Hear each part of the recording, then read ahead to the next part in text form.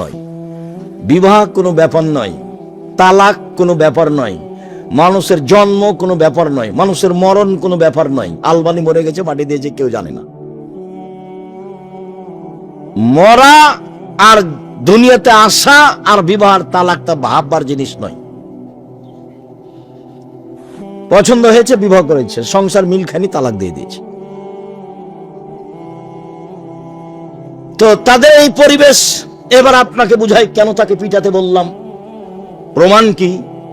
আমার মেয়ে 4টা ছেলে নিয়ে সাথে এসেছে, চিল্লাচ্ছে, সেজন্য আমাকে পিটাতে আদেশ করছেন। আমি কি করতে পারি? আল্লাহ রাসূল পিটাতে বলছেন, আমি কি করতে পারি? রাসূল সাল্লাল্লাহু আলাইহি সাল্লামের সামনে পৃথিবীর সবচেয়ে বড় মানুষে মারলেন, আবু বকর সিদ্দিক মারলেন। মনে রাখবেন, আদম থেকে নিয়ে কিয়ামত পর্যন্ত যত মানুষ এসেছে, যত মানুষ আছে, যত মানুষ আসবে, নবী রাসূল ব্যতীত সবচেয়ে দামি মানুষ আবু বকর সিদ্দিক রাদিয়াল্লাহু তাআলা আনহু। সবচেয়ে বড় মহিলাকে মারলেন। মা হাওয়া থেকে নিয়ে কিয়ামত পর্যন্ত যত মহিলা এসেছে, যত মহিলা আছে, যত মহিলা আসবে, সবার চেয়ে দামি মহিলা আয়েশা রাদিয়াল্লাহু তাআলা আনহা, তিনি তাকে মেরে দিলেন। পৃথিবীর সবচেয়ে বড় মানুষের সামনে মারলেন। পৃথিবীর ইতিহাসে আদম থেকে নিয়ে কিয়ামত পর্যন্ত নবী রাসূল নির্বিশেষে জনগণ সবার চেয়ে দামি মানুষ হলেন মুহাম্মদ সাল্লাল্লাহু আলাইহি সাল্লাম। সবচেয়ে বড় মানুষে মারলেন মানে আবু বকর সিদ্দিক মারলেন। সবচেয়ে বড় মহিলাকে মারলেন মানে আয়েশাকে মারলেন। সবচেয়ে বড় মানুষের সামনে মারলেন মানে মুহাম্মদ সাল্লাল্লাহু আলাইহি সাল্লামের সামনে মারলেন। হাত দিয়ে মারলেন। পূর্ণ যুবতী মেয়েকে মারলেন। বিবাহদারী মেয়েকে মারলেন। বিবাহদারী কথা বুঝেন কি আপনারা?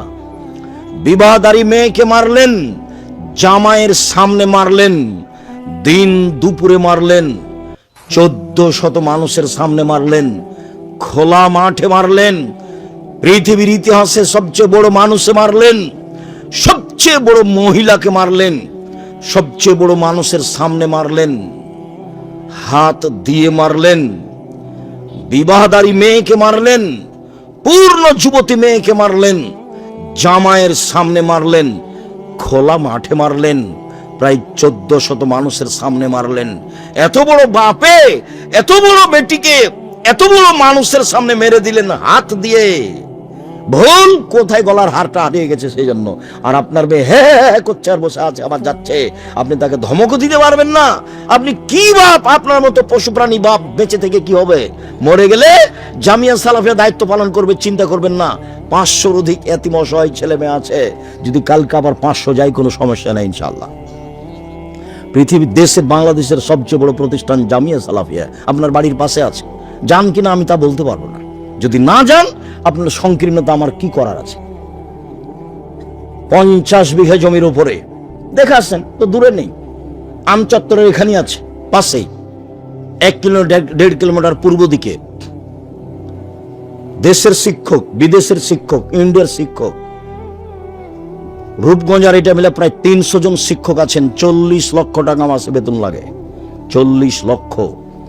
500-এর অধিক এতিম অসহায় রয়েছে। 5000-এর বেশি ছেলে মেয়ে পড়াশোনা করে। দেশের সবচেয়ে বড় প্রতিষ্ঠান। শিক্ষা মানে, শিক্ষক মানে, ছাত্র সংখ্যায়, শিক্ষক সংখ্যায় দেশের শিরক মুক্ত প্রতিষ্ঠান জামিয়া সালাফিয়া, দেশের বিদআত মুক্ত প্রতিষ্ঠান জামিয়া সালাফিয়া, দেশের দল মুক্ত প্রতিষ্ঠান জামিয়া সালাফিয়া, দেশের সংগঠন মুক্ত প্রতিষ্ঠান জামিয়া সালাফিয়া, দেশের হিংসা মুক্ত প্রতিষ্ঠান জামিয়া সালাফিয়া। একজন শিক্ষক আর একজন শিক্ষকের বিরুদ্ধে মুখ খোলার মতো কোনো ক্ষমতা নেই, মুখ খুলতে পারবে না। একজন শিক্ষক আর একজন শিক্ষকের দল সংগঠনের কথা বলতে পারবে না, ভাবতেই পারবে না, বলা তো বহুদূরের কথা। চলেন এই দলটা করি বা এখানে আসেন বা আমাদের সাথে আসেন, এরকম কোনো সুযোগ নেই। তার নাম জামিয়া সালাফিয়া। আপনার বাড়ির পাশে আছে, কেন জান না সেটা আমি বলতে পারবো না। আমার কাছে কোনো সংকীর্ণতা নেই। আপনার বাড়িতে যেতে আমার কোনো আপত্তিও নেই। আপনি কবে আমাকে গালি দিয়েছেন সে বিবেচনা আমি করিনি। যখন আপনি গালি দিয়েছেন 1 মিনিট পরে আমি ওটা ভুলে গেছি। আপনারটা আমি হিসাবে রাখি না। আমার জীবনে কোনোদিন কোনো দল মাযহাবের নিন্দা করিনি। আমি কোনোদিন আমার জীবনে মানুষের পিছিয়ে পড়ি না, যা পারি করে নে। আমার জীবনে বড় দুটো ত্যাগ, একটা হলো প্রতিশোধ নিব না, আর একটা হলো কারো বদনাম করব না, যা হবে হবে। ধুয়ে রেখে দিলাম কিছু বলবো না, লুটে খেয়ে নিল কিছু বলবো না। ও পাতাই পড়ি না, হিসেবই রাখিলে তো পাতা পড়বো কেন? ধত্তমে রাখি না তো পাতা পড়ার কি প্রয়োজন আমার? আপনি হাতিতে চড়েন না, ঘোড়ায় চড়ে চলেন না, সাইকেলে চলেন, এটা তো আমি দেখতেই চাই না। তা আপনার বদনাম করবো কেন? হ্যাঁ, ও তো হাতিতে চড়ে চলে, আমার সাইকেল দিয়ে কি হবে এটা তো আমি ভাবি না। তা আমার বদনামের কি আছে? আপনি ধুয়ে ছেড়ে দিলে আপনার নামটা আমি নেব না, এটা আমার ত্যাগ। যে কোনো মূল্যে এই কথার উপর আমি টিকে থাকার চেষ্টা করবো ইনশাআল্লাহ। পুরো ডিসেম্বর ফরম বিতরণ হয়, জানুয়ারির 1 তারিখ 1 জানুয়ারি পরীক্ষার মাধ্যমে ভর্তি হয়। কাজেই কোথা থেকে কথা আসলো? যদি মারা যান, আমি আপনাকে এইটা বদ্ধ করে নিয়ে মরে যান পরিস্থিতিতে আপনাকে বলছি, এটা আমি চাইনি। যে আমি বলছি যে আপনি বাপ কি করছেন থেকে, এই যে দেখেন মেয়েকে মেরে দিল। যদি আমি বুঝাতে না পারি আমি অক্ষম। হাদিস বুখারী মুসলিম, পিটিয়ে দিল মেয়েকে। পৃথিবীর সবচেয়ে দামি মহিলা, পৃথিবীর ইতিহাসে এত দামি মহিলা কেউ জন্ম নেয় না। আপনার তো করে বেড়াই, আবার কি তার কয়েক কোটি আপনার মেয়েকে যদি জমা করা হয়, একটা আয়েশা হবে? তো এত বড় মেয়েকে মারলেন। এখন আপনাকে বললাম যে হ্যাঁ করছে, আপনাকে পিটিয়ে ঠিক করতে হবে, আপনি এখন কষ্ট পাচ্ছেন, কেমন হয়ে গেল কথা? আমার 4 ছেলের মা, 10 ছেলের মা হলো আপনি পিটাবেন? বাপের কাছে মেয়ে কোনোদিন বড় হয়নি, এটাই প্রমাণ। হাদিস বুখারী মুসলিম। জামাইয়ের সামনে মানে পৃথিবীর বিরল ইতিহাস, পৃথিবীর বিরল ইতিহাস। মেয়ে কোনোদিন বাপের কাছে বড় হয় না।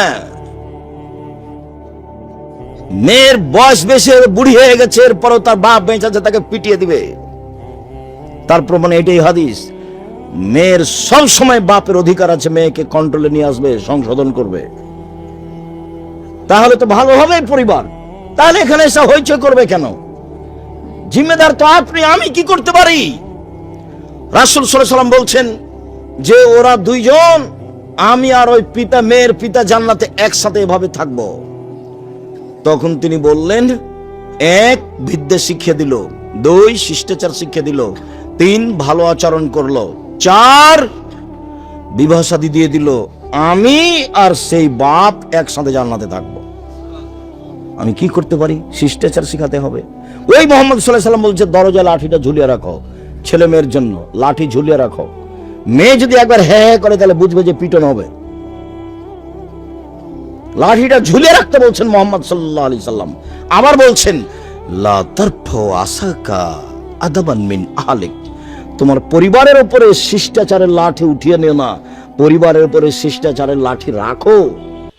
ওকে শিষ্টাচার শিখাতে হবে, নিয়ম কানুন তাকে শিখাতে হবে, নখ তাকে কাটতে হবে, টিপ কপালে দেওয়া যাবে না, পরচুলা দিয়ে খোপা বড় করা যাবে না, দাঁত ছিলে চিকন করা যাবে না, ভুরু তুলে চিকন করা যাবে না, ল্যাংটাকে পোশাক পরে স্কুল কলেজে যাওয়া হবে না। আর এইভাবে বড় মোবাইল দেখে, ল্যাংটা মেয়ে দেখে সবকিছু হারানো যাবে না। ভূমিকম্প তো হবেই, স্বাভাবিক। 3টা পাপের কারণে ভূমিকম্প হয়, 3টা পাপের কারণে ভূমিকম্প হয়। 1, এই যে সারেবুল খমরা, মানুষ যখন নেশাদার দ্রব্য পান করবে, বিড়ি তামাক জর্দা সিগারেট গুল নেশাদার দ্রব্য খাবে, পান করবে, তখন ভূমিকম্প হবে। 2, জাহরাতুল কায়নাত, মেয়েরা যখন নাচবে, তো সব মোবাইলে মেয়ে নাচে, সব দোকানে মেয়ে নাচে, সব বাড়িতে মেয়ে নাচে, তখন ভূমিকম্প তো হবেই। মেয়েরা যখন নাচবে। 3, জারাবুবিল মাযিফ, যখন বাদ্যযন্ত্র প্রকাশ পাবে, বাদ্যযন্ত্র প্রকাশ পেলে তো ভূমিকম্প হবে। আর একটা বলেছেন, সন্ধ্যায় থাকবে মানুষ, সকালে হবে বানর, সোর, একবারে হুবাহু সোর হয়ে যাবে, বানর হয়ে যাবে। সন্ধ্যায় থাকবে মানুষ, সকালে সোর বানর হয়ে যাবে। আপনি দেখতে পাচ্ছেন যাদেরকে, যখন এগুলো বেশি হয়ে যাবে, এগুলো তো বেশি হচ্ছেই। রাসূল সাল্লাল্লাহু আলাইহি সাল্লাম বলেন, ফাত্তানিসা, পৃথিবীর মানুষ, তোমরা দুনিয়া থেকে বেঁচে থাকো, দুনিয়া জড় বস্তু, এ হলো অত্যাধুনিক যন্ত্র, তোমার ছবি ধরে আছে, কর্ম সব বিচারের মাঠে দেখিয়ে দিবে এবং বলে দিবে, টপ টপ টপ করে কথা বলবে। আল্লাহ বলছেন, পৃথিবীর মানুষ সত্তাকুন নিসা, মহিলা থেকে বেঁচে থাকো, সাবধান। মহিলা তোমার জীবন ধ্বংস করে দিবে, তোমার পড়াশোনা নষ্ট করে দিবে। একবার তোমার সাথে যদি গল্প করে, হি করে একটু হেসে উঠে, তুমি তার নাম্বারটা ধরে রাখবে, মানে তুমি জাহান্নামে চলে গেছো, তোমার পড়াশোনা ধ্বংস হয়ে গেছে। এর নাম নারী। রাসূল সাল্লাল্লাহু আলাইহি ওয়াসাল্লাম বলছেন, পৃথিবীর মানুষ তোমরা নারী থেকে বেঁচে থাকো। উসামা বিন যায়েদ বলেন, রাসূল সাল্লাল্লাহু আলাইহি সাল্লাম বলেছেন, মা তারাকতু বাদি ফিতনাতান নাযারা লিরিজাল মিনান নিসায়ে। পৃথিবীর মানুষ শুনে রেখো, আমি পৃথিবীতে যত কিছু ছাড়লাম, সবচেয়ে যেটা বিপজ্জনক বস্তু পুরুষের জন্য সেটা হলো নারী। আমি ছাড়িনি কোনো বস্তু যেটা পুরুষের জন্য বিপজ্জনক হতে পারে নারীদের চেয়ে।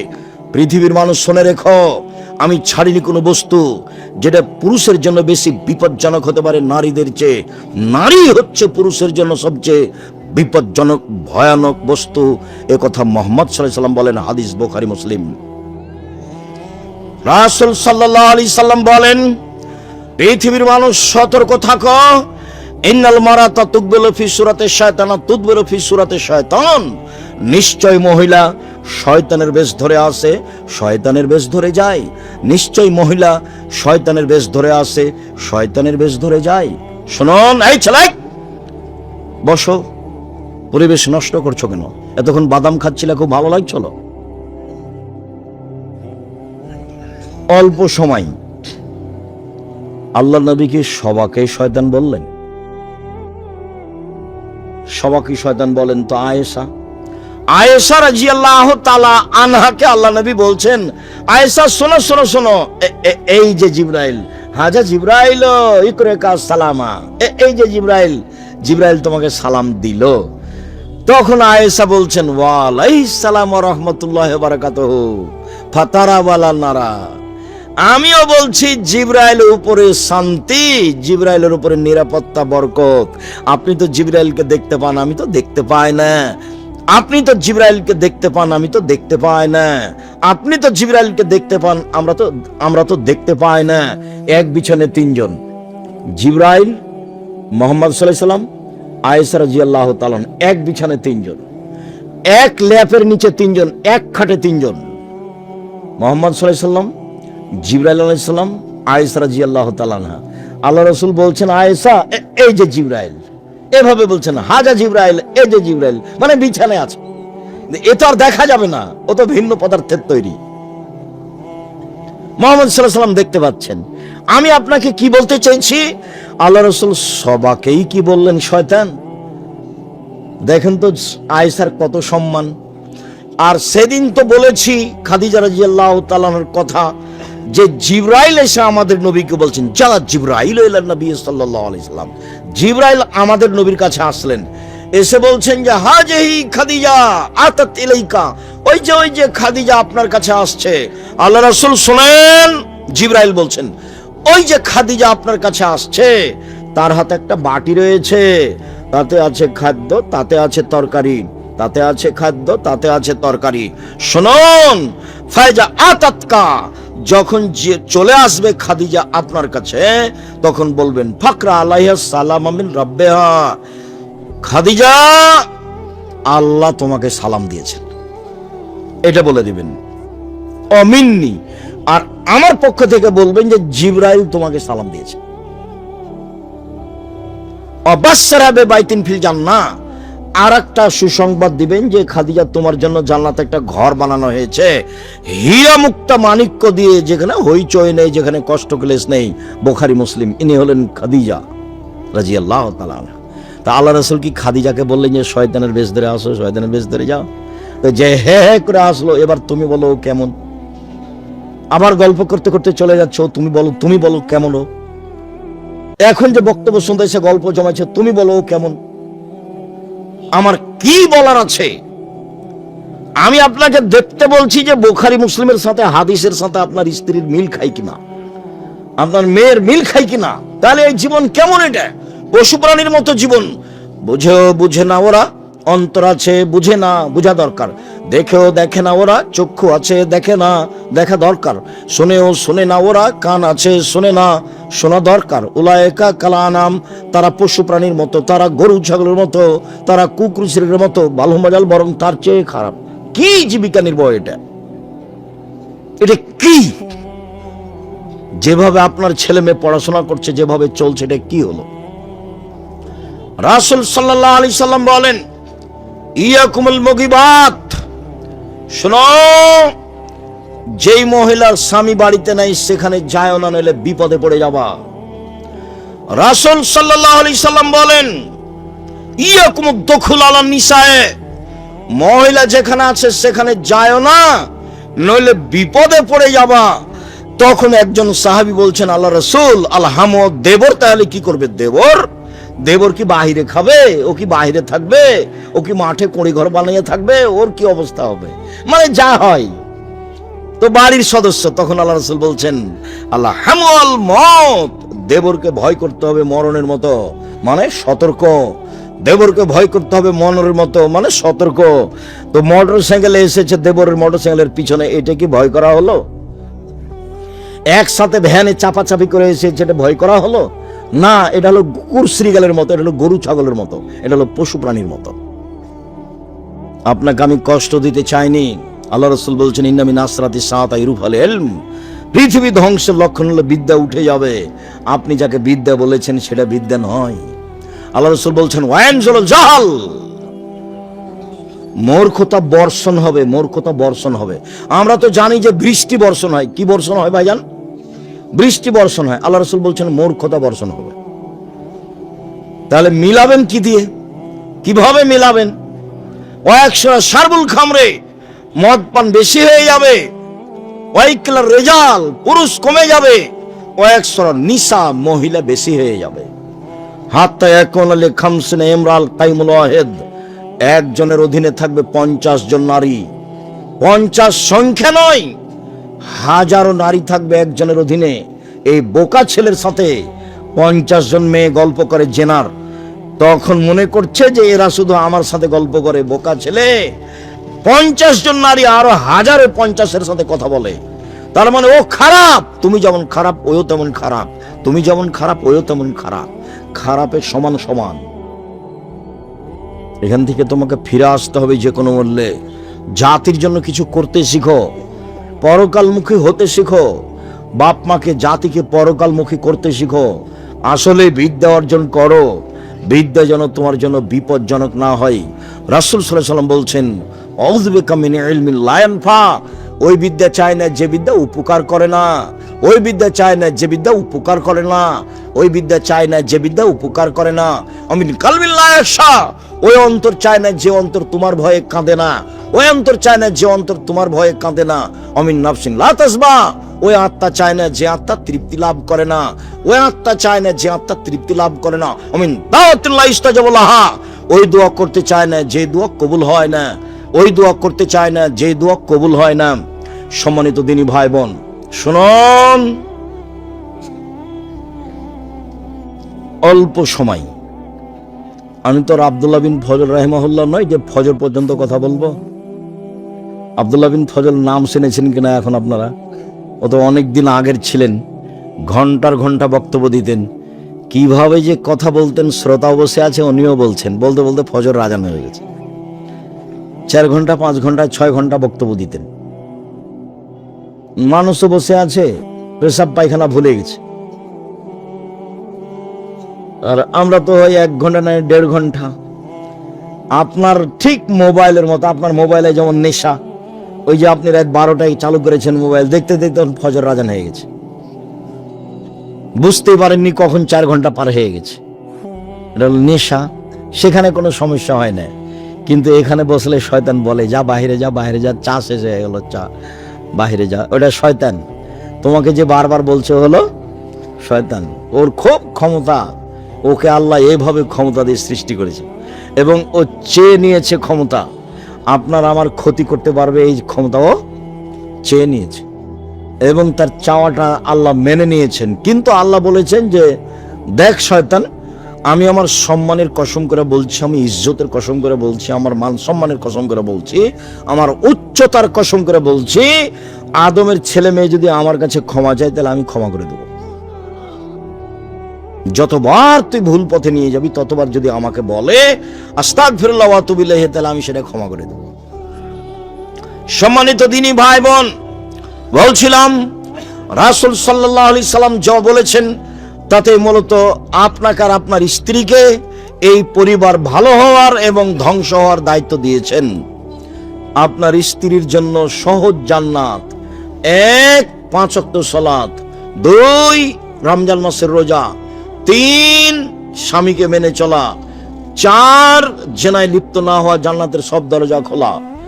আপনার স্ত্রীর জন্য জান্নাত সহজ, 1 5 ওয়াক্ত সালাত, 2 রমজান মাসের রোজা সেম, 3 স্বামীকে মেনে চলা, তিতা লাগলেও মিঠা লাগলেও, 4 জেনায় লিপ্ত না হওয়া। ঘটেই যদি যায় এই দুর্ঘটনা, তাহলে আল্লাহর কাছে ক্ষমা চাইতে হবে, আল্লাহ ক্ষমা করে দিবেন। রাসূল সাল্লাল্লাহু আলাইহি ওয়াসাল্লাম বলেছেন, কেউ যদি আল্লাহর ভয়ে কাঁদে তাহলে তার জাহান্নামে যাওয়া এইরকমই অসম্ভব, গাভীর বান থেকে চাপ দিয়ে দুধ বের করে ভিতরে ঢোকানো যেমন অসম্ভব। আপনি চাইলে আল্লাহ খুশি হন, আর আপনি যদি নাচে মুখখান চুপটি করে থাকেন তা আল্লাহ অসন্তুষ্ট হন। চুপটি করে থাকবেন কেন? মসজিদে যাবেন, 2 রাকাত সালাত আদায় করবেন, হাত তুলে দোয়া করেন। আব্দুর রাজ্জাক সাহেব কি আপনার ব্যক্তিগত হাত তুলে দোয়া নিষেধ করেছেন? না, বলেছেন যে সবাই মিলে হাত তুলে দোয়া করা বিদআত, তখন পাপ হবে। আপনি হাত তুলে বলেন, কান্নাকাটি করেন, কাঁদেন না কেন? একাই উঠে 2 রাকাত সালাত আদায় করে বলেন। আল্লাহ রাসূল বলছেন, কেউ যদি আল্লাহর ভয়ে চোখের পানি 1 ফোঁটা ঝরায়, তাহলে এই চোখের পানি আল্লাহর কাছে এত প্রিয়, 1000 বার হজ করলেও হজ তত প্রিয় নয়। মানুষ কি 1000 বার হজ করতে পারবে? 2-4 বার করতে পারে। আজীবন সালাত আদায় করা কাজটি আল্লাহর কাছে অত প্রিয় নয়, 1 ফোঁটা চোখের পানি আল্লাহর কাছে যত প্রিয়। পাপ হয়ে গেছে, আপনি ক্ষমা চান, ক্ষমা হবে ইনশাআল্লাহ। 1 5 ওয়াক্ত সালাত, 2 রমজান মাসের সিয়াম রোজা, 3 স্বামীকে মেনে চলা, 4 জেনায় লিপ্ত না হওয়া। হয়েই যদি যায় তাহলে কান্নাকাটি করে আল্লাহকে বলতে হবে, ক্ষমা হবে ইনশাআল্লাহ। জান্নাতের সব দরজা খোলা, মহিলা মানুষের জন্য অনেক সুবিধা। রাসূল সাল্লাল্লাহু আলাইহি ওয়াসাল্লাম বলছেন, পৃথিবীর মানুষ খায়রুন নিসায়ে, সবচেয়ে ভালো মহিলা কে? 1 যে স্বামীর সাথে কথা বললে হাসি মুখে বলে, 2 স্বামী আদেশ করলে পালন করে, 3 স্বামী বাড়িতে না থাকলে নিজেকে হেফাজতে রাখে, স্বামীর অর্থ সম্পদ হেফাজতে রাখে। এই 3টা গুণ আছে যার, সে হলো সবচেয়ে দামি মহিলা। 1 স্বামীর সাথে কথা বললে হাসি মুখে বলে, 2 স্বামী আদেশ করলে পালন করে, 3 স্বামী বাড়িতে না থাকলে নিজেকে হেফাজতে রাখে। এ হলো সবচেয়ে দামি মহিলা। রাসূল সাল্লাল্লাহু আলাইহি ওয়াসাল্লাম বলেন, খায়রুন নিসায়ে, সবচেয়ে উত্তম মহিলা 1 আল অদুদ, স্বামীর সাথে প্রেম বিনিময়ে ভালোবাসায় আগ্রহী যে, স্বামীর সাথে প্রেম বিনিময়ে ভালোবাসায় আগ্রহী যে। 2 আল অদুদ, বেশি বেশি সন্তান দিতে পারে যে। 3 আল আউদ, কোন সময় যদি স্বামী রাগ করে হাত ধরে বলে, যতক্ষণ পর্যন্ত খুশি না হবেন, রাজি না হবেন, ততক্ষণ পর্যন্ত আমি আপনার স্ত্রী কিছুই খাবো না। এ হলো সবচেয়ে ভালো নারী। রাসূল সাল্লাল্লাহু আলাইহি ওয়াসাল্লাম বলেন, পৃথিবীর মানুষ শুনে রেখো, তোমাদের হক স্ত্রীদের প্রতি স্ত্রী তোমাদের কাছে পায়, স্ত্রী তোমাদের কাছে পাওনা রাখে। 1 যে মানের খাচ্ছ সে মানের খাওয়াবা, 2 যে মানের কাপড় পরো সে মানের পরাবা, 3 কটু কথা বলো না, 4 মুখের উপরে মারো না, 5 নিজের বাড়ি ছাড়া কোথাও থাকতে দিও না, কোথাও যেতে দিও না। শ্বশুর বাড়ি, খালার বাড়ি, ফুফুর বাড়ি যেতে পারে না, জরুরি কারণ ছাড়া। বাজার তো বহু দূরের কথা, ওর স্বামী মরেছে, ওর দেবর মরেছে, ওর ভাসুর মরেছে, ও বাজারে যাবে কেন? বাজারে যায় কেন? রাসূল সাল্লাল্লাহু আলাইহি ওয়াসাল্লাম বলছেন, পৃথিবীর মানুষ শুনে রেখো, ওই সব গুণের মহিলাদেরকে গ্রহণ করো। 1 স্বামীর সাথে প্রেম বিনিময়ে ভালোবাসা রাখে যে, 2 বেশি বেশি সন্তান দিতে পারে যে, 3 স্বামীর সাথে বেদনায় সমস্যায় সমবেথী যে, 4 বিপদ আপদে স্বামীকে পরামর্শ, সুপরামর্শ, সান্ত্বনা দিতে পারে যে। এই 4টা গুণের অধিকারী নারী সবচেয়ে ভালো। 1 মিনিট, আয়েশা রাদিয়াল্লাহু, খাদিজা রাদিয়াল্লাহু তাআলা আনহা এসে বলছেন হঠাৎ করে, তার মানে ওই যে গাড়ে হিরাই তাসবিহ তাহলিল করছিলেন, গাড়ে হিরাই পাহাড়ের উপরে, হঠাৎ করে জিবরাইল এসে চেপে ধরে বলছেন পড়েন। তা আমাদের নবী বলছেন আমি পড়তে জানি না। আবার বলছেন পড়েন। তা আমাদের নবী মুহাম্মদ সাল্লাল্লাহু আলাইহি ওয়াসাল্লাম বলছেন আমি পড়তে জানি না। আবার জিবরাইল বলছেন পড়েন চেপে ধরে। তা আমাদের নবী মুহাম্মদ সাল্লাল্লাহু আলাইহি ওয়াসাল্লাম বলছেন পড়তে জানি না। তখন জিবরাইল বললেন ইকরা বিসমি রাব্বিকাল্লাযী খালাক, আপনি পড়েন আপনার সে প্রতিপালকের নামে যিনি সৃষ্টি করেছেন। খালাকাল ইনসান মিন আলাক, যিনি জমাট বাঁধা রক্তপিণ্ড হতে শুক্রকীট হতে সৃষ্টি করেছেন, তার নামে পড়েন। কয়েকটা আয়াত বললেন, এই যে বাসায় আসলেন এসে বলছেন খাসিত আলা নাফসি, খাদিজা আমি মনে হয় মরে যাব, আমার যে কি হয় খাদিজা, আমাকে কম্বল দিয়ে চেপে ধরো, খাদিজা আমাকে কম্বল দিয়ে চেপে ধরো, আমি ভয় পাচ্ছি ভয় পাচ্ছি, আমি মনে হয় মরে যায় নাকি। তখন খাদিজা রাদিয়াল্লাহু আনহা প্রথমে বললেন কাল্লা, কখনো নয়, অসম্ভব, এটা হতে পারে না। এই দেখেন সান্ত্বনা দিচ্ছেন। আগে দুইবার বিবাহ হয়েছিল, মুহাম্মদ সাল্লাল্লাহু আলাইহি ওয়াসাল্লাম 3 নাম্বার স্বামী, আমাদের নবী কত নাম্বার স্বামী? 3 নাম্বার। আগে 2 জন পার হয়ে গেছে। প্রথমে বলছেন কাল্লা, কখনো নহে, অসম্ভব, হতে পারে না, আপনার মরণ হবে না। আপনি এত দুশ্চিন্তা ভোগ করছেন কেন? এখন আপনার মরণ হবে না। আল্লাহে আল্লাহর কসম, আল্লাহে আল্লাহর কসম, আল্লাহে আল্লাহর কসম, লা ইউযিক আল্লাহ, আল্লাহ আপনাকে অপমান করবেন না। 2 নম্বর সান্ত্বনা, আল্লাহ আপনাকে অপমান করবেন না। কেন? 1, অসহায় মানুষের সুবিধাতে থাকেন আপনি। 2, নিঃস্ব মানুষের আহার যোগান আপনি। 3, মেহমানকে খেতে দেন আপনি। 4, আত্মীয়তে আত্মীয়র সম্পর্ক বজায় রাখেন আপনি। এই কাজগুলি আপনি করেন, আপনার এখন মরণ হবে না। কাল্লা, কখনো নয়। এতগুলো সান্ত্বনা দেওয়ার পরে বলছেন যদি না হয় তবে আপনি চলেন আমার চাচার কাছ থেকে ঘুরে আসি, একটু চলেন আমার চাচার কাছ থেকে ঘুরে আসি। চলো, পৃথিবীর সবচেয়ে বড় মানুষ, কিন্তু বয়স কম নয়। বয়স কত হতে পারে বলেন তো দেখি? 40। মানে এই ছোট মোটো ছেলে নয়, 40 বছর বয়স। তো চলেন চাচার কাছ থেকে ঘুরে আসি। চলো, দেখেন তো চাচা কি ঘটনা। হ্যাঁ বলো তো মোহাম্মদ, কি ঘটনা? এই ঘটনা, গাড়ি হিরাইছিলাম। এই ওহো, ও তো জিবরাইল, ও তো নামুস, ও তো জিবরাইল, তোমাকে তো এলাকার লোক বের করে দিবে। তখন মোহাম্মদ সাল্লাল্লাহু আলাইহি ওয়াসাল্লাম বলছেন আওয়া মুখরে জিয়া, আমাকে বের করে দিবে? আমাকে বের করবে কেন? উনি বুঝেন আমার চাচি আমাকে যত ভালোবাসেন পৃথিবীর কাউকে তত ভালোবাসেন না। আমার দাদা, আমার গ্রামবাসী, আমার আত্মীয় স্বজন, উনি মানুষের ভালোবাসা খুব বুঝতে পারতেন। বয়স 40 হয়ে গেছে, বয়স 20, 30, 25 নয়। পরিবেশ বুঝতে পারতেন মানুষ তাকে কত ভালোবাসে। এই মানুষ তাকে বের করে দিবে, এটা হতেই পারে না। তখন মুহাম্মদ সাল্লাল্লাহু আলাইহি ওয়াসাল্লাম বলছেন আমার গ্রামের লোক আমাকে বের করে দিবে? কেন বের করবে? তারা বের করবে না। অস্বীকারমূলক জিজ্ঞাসা, কেন বের করবে? তখন জি বলছেন ওরাকা, শোনো শোনো শোনো, জীবনে যার কাছে জিবরাইল এসেছে, যে গ্রামের লোক, তাকে বের করেছে। জীবনে যার কাছে জিবরাইল এসেছে গ্রামের লোক, তাকে কি করেছে? বের করে দিয়েছে। নূহ আলাইহিস সালামকে বের করে দিয়েছে, ইব্রাহিম আলাইহিস সালামকে বের করে দিয়েছে, দাউদ আলাইহিস সালামকে বের করে দিয়েছে, সুলাইমান আলাইহিস সালামকে বের করে দিয়েছে, জাকারিয়া আলাইহিস সালামকে বের করে দিয়েছে, নূহ আলাইহিস সালামকে বের করে দিয়েছে, মূসাকে বের করে দিয়েছে, ঈসাকে বের করে দিয়েছে, আপনাকে বের করে দেবে। ওই সময় যদি আমি থাকি তাহলে আপনার সহযোগিতা করব, কিন্তু ওই সময় ছিলেন না, মারা গেছিলেন। এ দেখেন খাদিজা কিভাবে স্বামীকে সান্ত্বনা দিচ্ছেন। আর আপনি যদি আসেন বিদেশ থেকে, কোনো ভুল হয়ে যায়, এসে যদি বলেন শোনো খাদিজা কি যে করি দুর্ঘটনা, তোমাকে তো যেতে নিষেধ করলাম, তোমাকে তো যেতে, কেন গেলে তুমি, কেন গেলে তুমি, কেন গেলে তুমি, তোমার স্বভাবই খারাপ, তুমি যাও কেন? হ্যাঁ, একে বউ কি করবেন? একে তালাক দিয়ে দেন। এ হস্তিনী বউ, এর কোনো বুঝ নাই।